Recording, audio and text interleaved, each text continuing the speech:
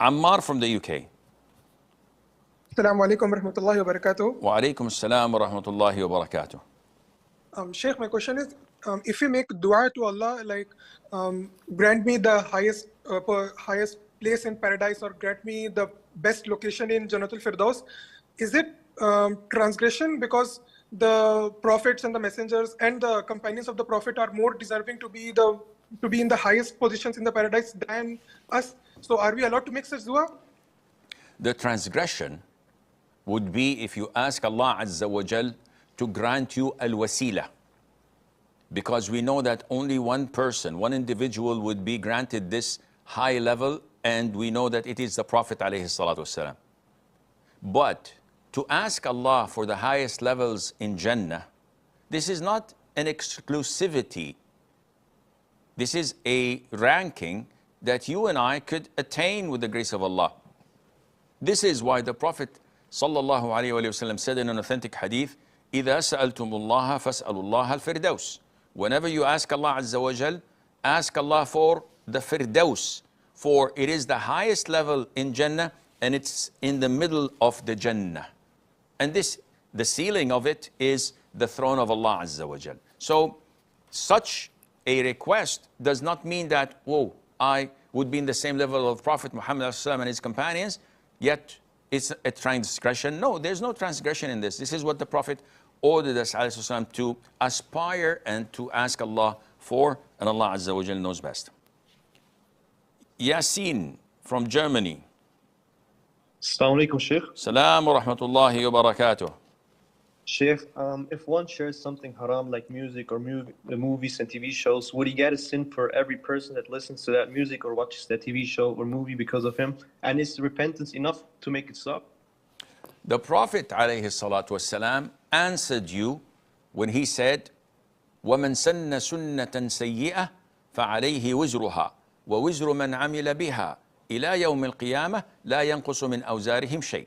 Translation: and whoever commits and is a guidance or a leader in sin, then he will have the burden of the sin and the burden of the sins of everyone who followed him till the day of judgment, without any of their sins being deducted because he's being accredited to it. No, they will both have the same amount of sin. And this is why the first son of Adam, peace be upon Adam, who committed the first murder and manslaughter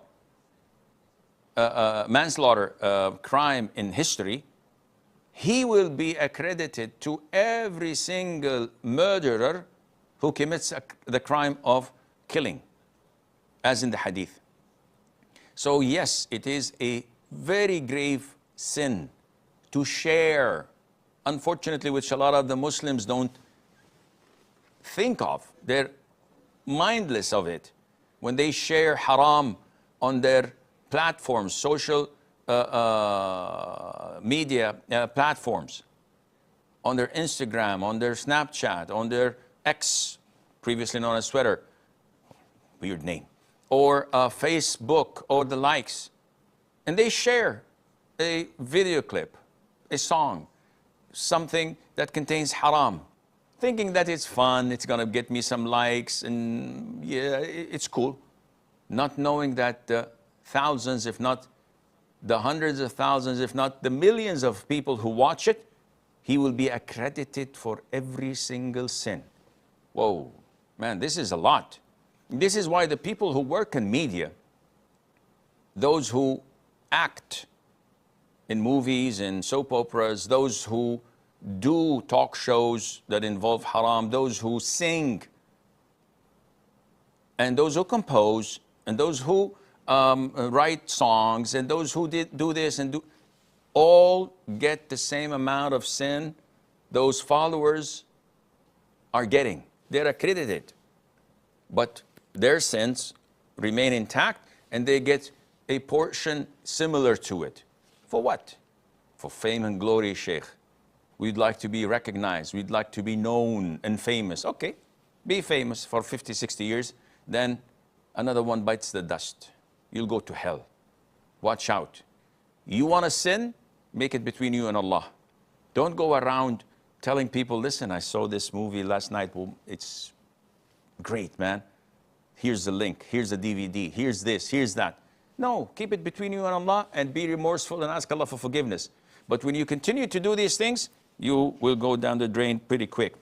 Can we repent? Of course. Allah Azza wa Jal never blocks anyone from repenting. Try to, first of all, remove these links and whatever you shared with others. Try to warn them. Try to take it from them if you had given it to them physically. And whatever you can't reach, ask Allah for forgiveness and feel remorseful, and Allah Azza wa Jal will forgive you. Fahim from India. Assalamu alaikum wa rahmatullahi wa barakatuh, Sheikh. Wa alaikum assalam wa barakatuh. Sheikh, I have a question that if the household people in our house sleep, for example, my brother, while going azan, if he sleeps and does not pray and say, I will pray, is it fair for me to fight with him and make him to pray, or shall I leave him to sleep? First of all, you're not his mother, so you cannot force him to pray. You're not his father either. So you have the authority to advise, but nothing else. So your parents, your siblings, you do not have authority to change the evil and vice with your own hands. You have this authority over your wife, over your children. So all what you can do is just remind your brother of Allah and ask him to pray, ask him to sleep early. And if he doesn't wake up, this is his sin. He's an adult, and he's going to pay for that dearly in this life, in his grave, and on the day of judgment. You've done your due diligence, and Allah knows best. Hamza from Bosnia. Assalamu alaikum wa rahmatullah. Wa alaikum assalam wa rahmatullahi wa barakatuh. Sheikh, unfortunately, there are some people who consider staying away from sins as being extreme in Islam. For example, someone is asking us to help them do a sin, and when we tell them that Allah forbade it, they start calling us extreme. How do we approach such people, especially if it's our family members, and we need to be kind towards them? Please advise. Barakallahu feekum, Sheikh. Wa feekum barakallah. Akhi, this is part of the territory. It comes with the territory, in the sense that the more you become practicing and following the sunnah and following the religion, the more enmity, hatred, and hostility you will be facing from others. And the biggest example is the prophets of Allah and the messengers of Allah. Have you heard of a prophet or a messenger who had everything going on, no trials, no fitna, no enemies? No. This is the sunnah of Allah in this life, and this is your test. So all what you can do is to be tolerant, to be patient, to be diplomatic, and to keep your cool. You cannot face hostility and abuse, especially from loved ones and relatives, with similar hostility and abuse. And I always say this, and people are not very pleased with what I say, but this is the universal truth.